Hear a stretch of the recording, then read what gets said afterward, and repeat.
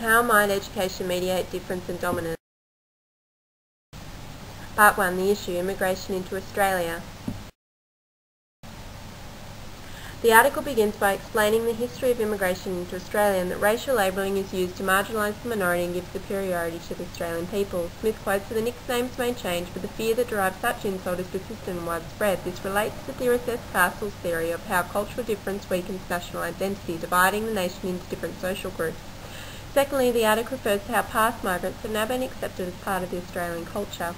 They are no longer perceived as a threat, and our identity of theirs has become interwoven. This relates to theorist Thomas Barber's theory of the third space, that the space between the 2 points of difference, i.e. their nationality and or culture, becomes smaller through experience and exposure of the different cultures between migrants and Australians. Smith then refers to the changes in Australians' thoughts towards migration in the past 10 years. Smith relates Australians' views to the idea of an ignorant Australia, that each plane or boatload will be the one that spoils our fragile state. Smith further notes that the fear is not justified as past immigration has been managed successfully. There is Catterton and Cove support this idea that multiculturalism allows for a rich and more diverse society to develop, that Australians' current collective identity has been formed from past migration influences and therefore it should not be feared but embraced. The article then refers to Australians' resistance to change, largely because of human instinct. Smith quotes that as long as newcomers assimilate to embrace the so-called Aussie way of life, they will be accepted within Australia. This fear Australians feel towards migrants has been able to flourish due to the lack of input from political leaders. There is a belief that discrimination is at a personal level rather than a community level, although Immigration Nation reporters showed 22% of people are at opposition with the idea of immigration. Austin quotes the home also marks a place where the construction of belonging and foreigners occurs. Australians have formed a collective identity of who it is to be Australian, and migrants are different to the belief of what Australians are meant to be, alluring to the idea of migrants are foreign. Lastly, the article refers to migrants' desire to fit in, and Smith emphasises immigration has shaped Australia and Australians should be confident rather than fearful of immigration. We are nothing if not champions change, Smith quotes. T. Rossi relates this idea that we indeed are many, we might even be one, but we are Australians and those who come after us will continue to help redefine what that means.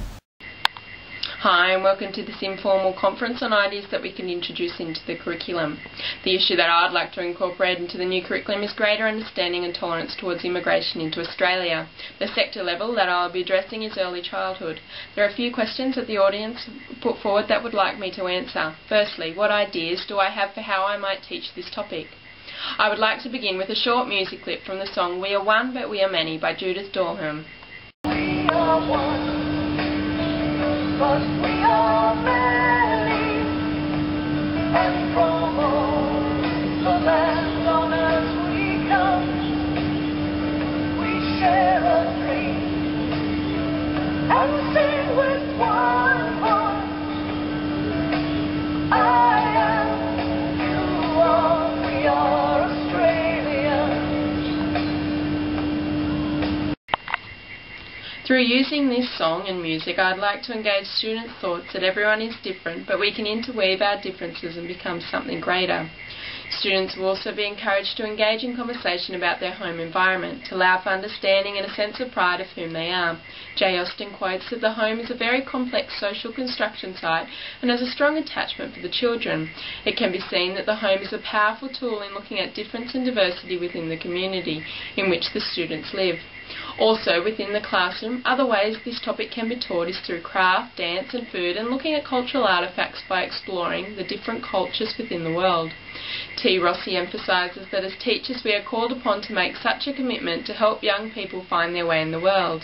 The learning outcome that should be achieved by students will be to understand that difference and diversity is positive and creates who Australia is as a nation. Changing future Australians' thoughts towards immigration will allow for this. J. Austen agrees that the students will be able to accept difference is just difference and should be seen as a positive thing.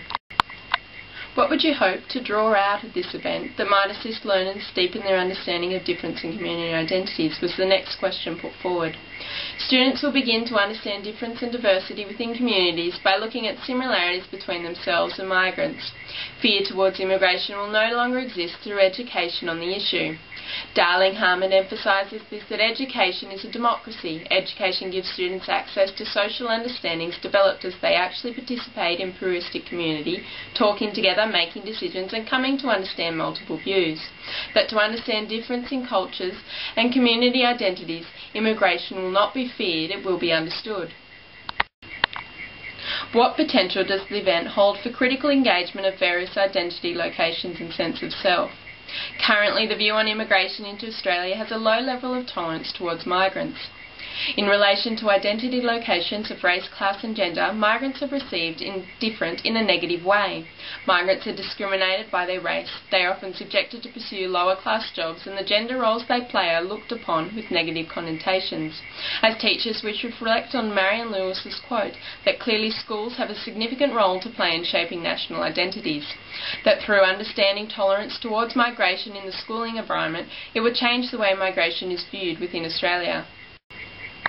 How might this event allow me to overcome disadvantage and marginalisation of some groups within my classroom and community? Let's begin with Lewis's idea that disadvantages and other problems arise from social and economic change within Australia, affecting young Australians. As educators, we should understand cultural difference. This will reflect in our teaching practices. Elworth's theory reinforces this, that if you can understand me and I understand you, then working together on shaping and reshaping alliances for constructing circumstances in which students will thrive. The last question: how might the event allow me to work to reduce discrimination in the community? Marianne Lewis quotes that the nature of our education system will determine to a very significant degree the nature of our future society. As teachers, we should teach students to embrace change rather than fearing it. This will allow for difference and diversity within Australia to be seen as a positive thing, and migrants and Australian cultures will become interwoven and reduce discrimination within our community. Thank you. Bye.